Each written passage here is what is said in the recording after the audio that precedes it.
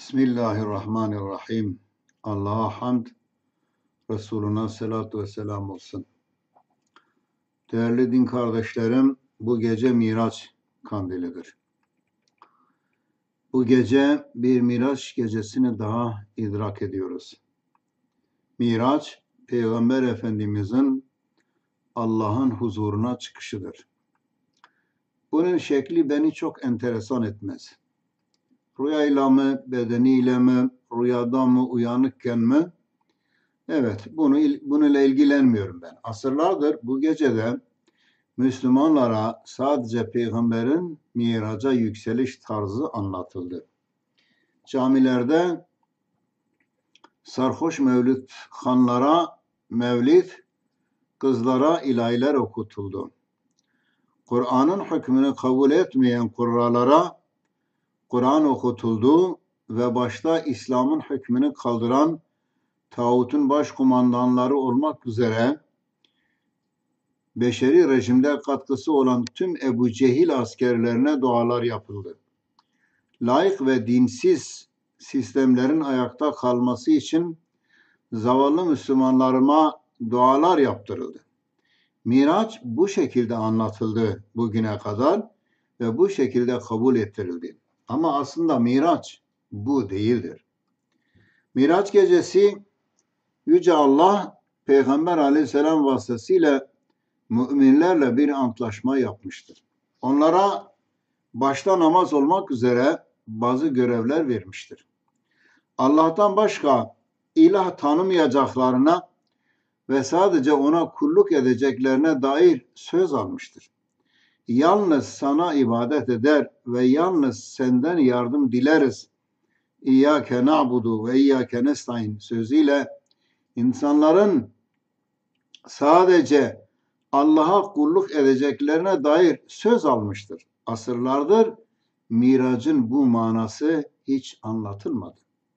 Bu Miraç gecesinde korkuyorum ki yine camiler dolup taşacak, mevlidler okutulacak, dualar yapılacak, kefere sistemlerin dal kavuk hocaları diliyle mücahitler terörist, zalim, emperyalist, gaddar, işgalci Ebu Cehil güçlerine de meşru idare edilerek onlara destek sunulacak.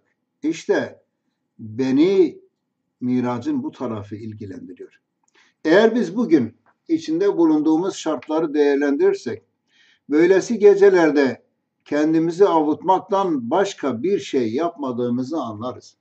Miraç gecesinde Allah'a verdiğimiz sözün tam aksine onun düşmanlarına hizmet ediyoruz. Bir başka tabirle Allah'a kulluğu bırakıp kula kulluk ettiğimizi anlarız. Samimiyetsizliğimiz, tembelliğimiz, vurdum duymazlığımızın bizi küfrün eşiğine getirdiğinin farkında bile değiliz. Bugün dünyada zulüm altında inim inim inleyen Müslüman kardeşlerimiz varken, emperyalist ve yerli uşakları tarafından katledilen Müslümanların durumuna bakmadan, bir gün oruç tutup akşam mevlid dinlemekle İslami görevlerimizi yaptığımızı zannediyor, kendimizi avutuyoruz. Resulullah sallallahu aleyhi ve sellem bir gün eshabına gelecek bir zamanda Müslümanların üzerine kafirler tarafından leş kargaları gibi saldırılar yapılacağından bahseder. Eshab Müslümanların sayısınız az olduğunu mu soruyor? Peygamber Efendimiz hayır der. Müslümanların sayıca çok ama su üzerine çıkmış çer çöp gibi olacaklarını söyler. İşte bugünkü halimiz budur. Sahte Müslüman liderler, cahil sözde alimler peşinden giden bugünkü Müslümanlar kurtlar sofrasında yemek, sarhoşlar sofrasında meze olmuşlardır da farkında değiliz. Görüyorsunuz, İslam aleminin her tarafında oluk oluk kan akmaktadır. Ama diğer taraftan ise Müslümanlar bunun için acı bile duymamaktadır. Oysa Peygamber Efendimiz insanlar yani müminler bir bedenin uzuvları gibidir. Bir tarafı ağrıdığı zaman diğer bütün tarafları da ateş sarar demiştir. Biz bugün Müslüman kardeşlerimizin içinde oldukları bu katliamlardan, bu zulümlerden dolayı acaba ne kadar acı hissediyoruz içimizde? Dilsiz şeytan gibi susmayı tercih eden ve laimlerin levmesinden korkanların da kendilerine bir zarar gelmesinden diye korktukları için onların münafıkların içine koştuklarını görüyoruz.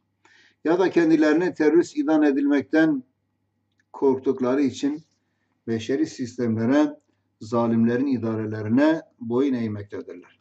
İşte bu yılda, bu mübarek uçlarda, bu mübarek 3 aylarda mübarek Miraç gecesini eskiden olduğu gibi yine bu şekilde kutlanılacağından endişe ediyoruz. Ne diyelim? Rabbim Müslümanlara gerçek manada miracı idrak etmelerini diliyorum. Ve miracı gerçek anlamda anlayan Müslümanların artık kıyam zamanının geldiğini, İslam için, dinleri için, inançları için birleşmeleri gerektiğini ve bu şuurda olmaları gerekir diye inanıyoruz. Haydi Müslümanlar, haydi din kardeşler. Miracı gerçek manada kutlamak üzere el ele verelim. Bu yıl gördüğünüz gibi yine İslam aleminde Miraç kana bulanmıştır. Miraç gecesi Müslümanlar katledilmektedir. Dileriz ki böylesi gecelerin Müslümanların uyanmalarına ve birleşmelerine vesile olsun diyoruz. Kandiliniz mübarek olsun. Allah'a emanet olun değerli kardeşlerim.